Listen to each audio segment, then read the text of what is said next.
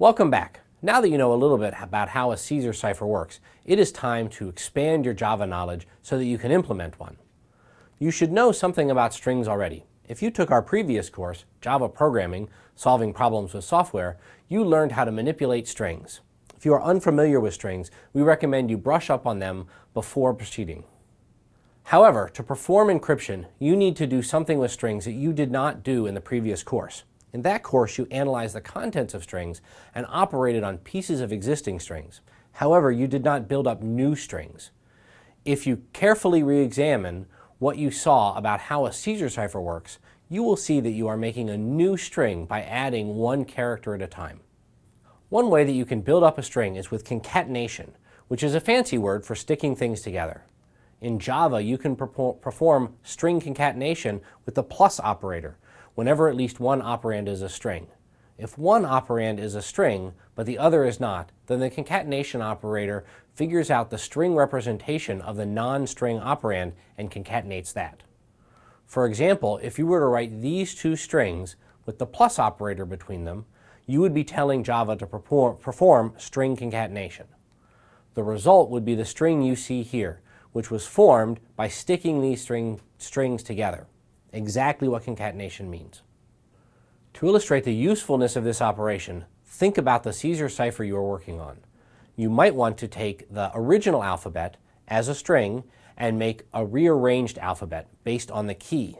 You could do that by taking two pieces with substring, which you are already familiar with, and concatenating them together. First, you would take the substring starting at 23. Remember that substring with only one argument returns the substring starting at the specified position and going all the way to the end of the string.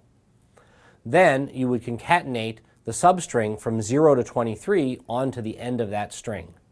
Now you have two strings which describe the mapping from each plain text letter to the appropriate ciphertext letter.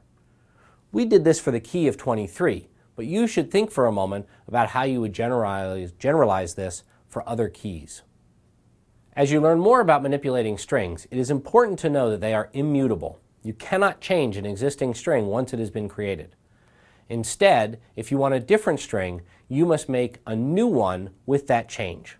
This concept may seem a bit confusing and subtle, so it helps to see it with a picture. Here we have declared a string and initialized it to hello. Nothing new or surprising here. A common practice is to draw a picture of the effect of this statement by drawing a box for the variable s and making an arrow pointing to the letters that make up the string hello. If you declare another string x and initialize it with s, you would have a picture that looks like this. Both x and s refer to the same string. Now suppose you did s equals s plus space world. That is, you compute s concatenated with the string space world. You are not changing the existing string, but rather making another string, which involves copying the existing strings like this.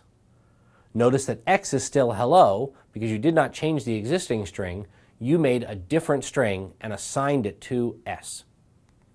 If you do a lot of string concatenation operations, on large strings especially, the required copying can be quite slow and inefficient. Even though we are not terribly focused on the most efficient way to do things yet, it is still a good practice to develop good habits. If you are building large strings by adding many small pieces, you want to use a different approach. In fact, Java has a string builder class specifically for this purpose.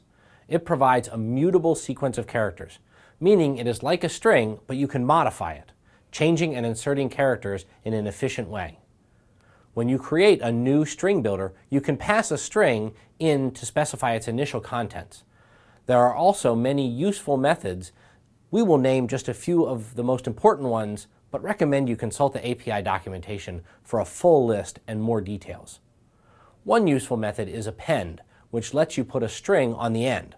You could also pass in other types of data which will be converted to a string before being added to the end.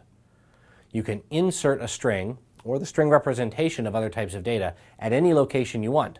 You can get or set individual characters by their index, the numerical location where they are in the sequence of characters.